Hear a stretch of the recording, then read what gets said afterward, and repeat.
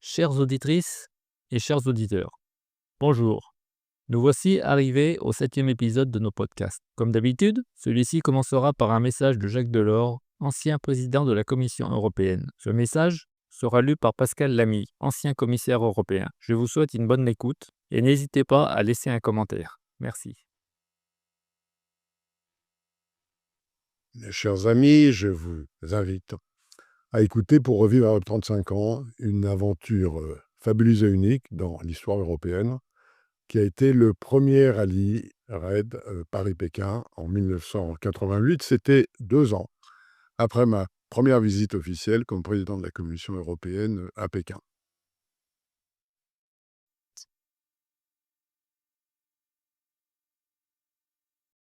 Valérie Doer, équipage 29 du Paris-Pékin 88.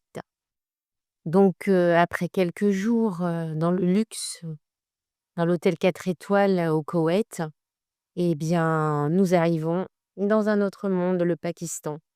En attendant les voitures, nous sommes logés donc dans un hôtel, un ancien hôtel style colonial, plutôt délabré.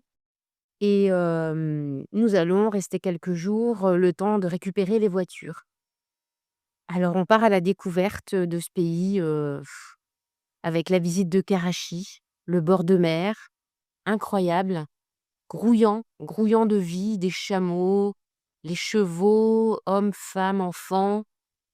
C'est magnifique. C'est vraiment, un souvenir encore très vivace chez moi, avec les photos que je regarde en même temps. C'est quelque chose d'extraordinaire. Après on part dans les rues, de Karachi, avec les petites rues, style souk, et on découvre, la vie des gens, les sourires des gens aussi, les échoppes dans les souks, le travail. Je me souviens des batteurs de laine, des porteurs d'eau et des vendeurs d'oiseaux, et ces femmes qui nous sourient, franchement, c'est beau à voir.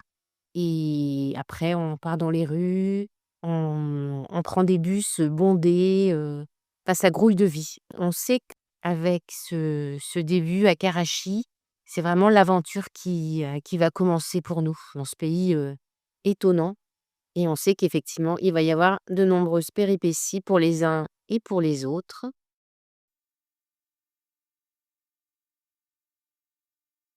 Témoignage de Christophe Zesquier-Magre, un des 2 participants belges. Voici mon témoignage, l'arrivée ainsi que la traversée du Pakistan. C'était le 2 août. On est parti en avion du Koweït vers Karachi, un vol de plus ou moins 3 heures.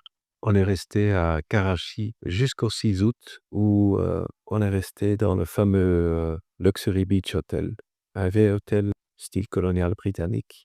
Comme dans un roman d'Agatha Christie, une dame d'un certain âge qui était la propriétaire nous reçoit, très accueillant, et à l'arrière de l'hôtel, c'était un vieux parc. En fait, le jardin était complètement abandonné avec des lianes dans une piscine vide, des corbeaux et des perroquets qui volaient à gauche, à droite. C'était assez spécial comme ambiance. Et la visite de Karachi, bien sûr, est aussi quelque chose de mémorable, à savoir le fameux port d'où on est parti pour aller pêcher le crabe avec mon cousin David et quelques autres participants sur la côte pakistanaise.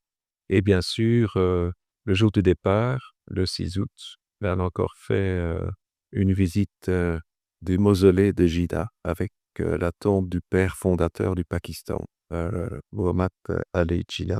Une tombe qui a été construite en 1970 ou 70 pour les Belges. Et nous voilà donc, après ces visites, pour une longue route vers le nord.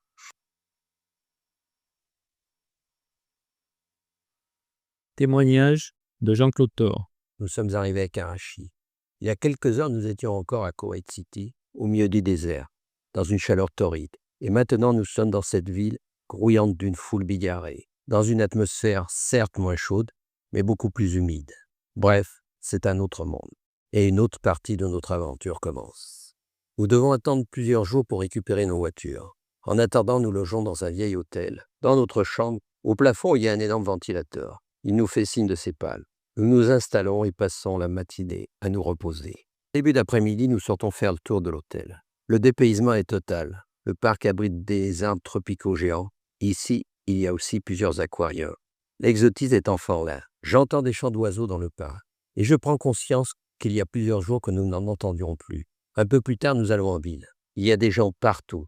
Des véhicules sortent de toutes parts et circulent dans une anarchie totale. Ce ne sont pas les mêmes règles que nous connaissons qui s'appliquent. Au coin d'une rue, la foule est là, devant nous. Une population qui semble plutôt pauvre. Beaucoup de vieillards, décharnés, le visage creux, sont installés à même le trottoir. Visiblement, beaucoup de gens vivent de petits boulots. Ils sont marchands de pièces détachées en tout genre, vendeurs de céréales, de fruits et légumes.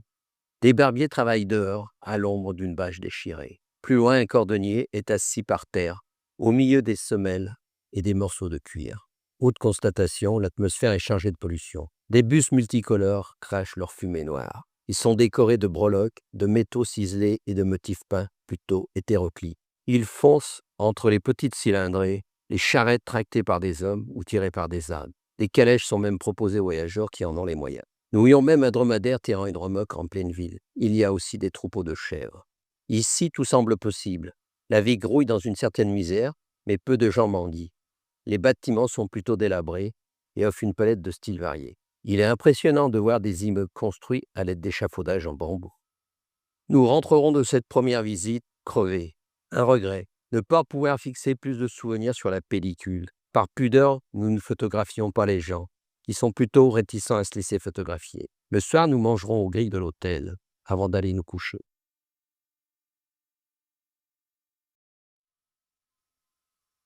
Aujourd'hui, à l'hôtel, c'est l'effervescence. Nous apprenons qu'ils préparent un mariage qui aura lieu ce soir. Les premiers invités arrivent et ils visitent le parc. Les femmes portent des habits aux couleurs vives et chatoyants. Elles sont drapées dans des voilages brodés. Les plus jeunes sont maquillés et portent des cheveux très longs qui leur tombent sur les épaules. Les mariés et leurs proches arrivent enfin à leur tour. Ils marchent très doucement et vont s'installer sur une sorte d'estrade où des chaises les attendent. Ensuite, nous voyons les invités passer devant eux par petits groupes qui les saluent. À notre surprise, nous sommes invités à les rejoindre pour un petit moment convivial. Nous pourrons même prendre quelques photos. Ici, les gens n'hésitent pas à poser pour nous. Les échanges sont plutôt sympathiques. Les conversations s'engagent ça et là.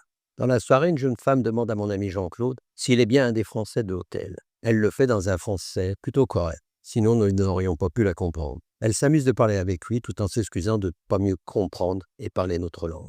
Une petite conversation sympathique s'engage. Vers 22h, la noce se termine. C'est au dire des parents, une noce de classe moyenne. Il y a quand même environ 500 personnes tout de même. Témoignage de Guy Pacalin. Nous sommes le 4 août et nous espérons avoir enfin des nouvelles du département des voitures vers midi. Nous restons donc à l'hôtel en attendant. Midi passe, aucune nouvelle à l'horizon. Il a fallu attendre l'après-midi pour apprendre qu'il y avait un contretemps. Nous reprenons donc notre visite de Karachi. Nous rencontrons un dentiste chinois qui nous invite dans son cabinet. Il nous parle de ses impressions sur Karachi et le Pakistan. Puis il nous questionne à son tour. Notre visite de Karachi se termine en bus sur le ferry. Enfin, nous rentrons à l'hôtel. Nous n'avons toujours aucune nouvelle des voitures. Le lendemain 5 août, nous apprenons que les formalités du débarquement des voitures sont en bonne voie. Nous devrions pouvoir partir de Karachi demain. Nous profitons de cette dernière journée pour faire quelques achats et pour continuer notre visite de Karachi. La nouvelle de notre passage en ville s'est répandue. Chaque jour, des taxis, des calèches et attrape-touristes en tout genre sont de plus en plus nombreux devant l'hôtel. Un fakir guette nos allées et venues pour jouer de la flûte à son serpent. Le cobra danse à chaque mouvement de l'instrument. Vers 19h45, c'est le départ pour le débarcadère. Et c'est seulement après de longues palabres que l'on peut récupérer les voitures. J'arrive à l'hôtel vers 3h du matin. Le réveil est prévu pour 6h. La nuit sera tôt. Au petit matin, nous partons en voiture en direction du mausolée du père fondateur du Pakistan. Nous y avons rendez-vous avec la presse et avec des personnalités importantes. Nous assistons à la relève de la garde, puis nous retournons à l'hôtel, faire nos derniers préparatifs le départ, ainsi qu'une révision mécanique de la voiture. Nous sommes prêts pour l'aventure. Le départ tant attendu est donné à midi.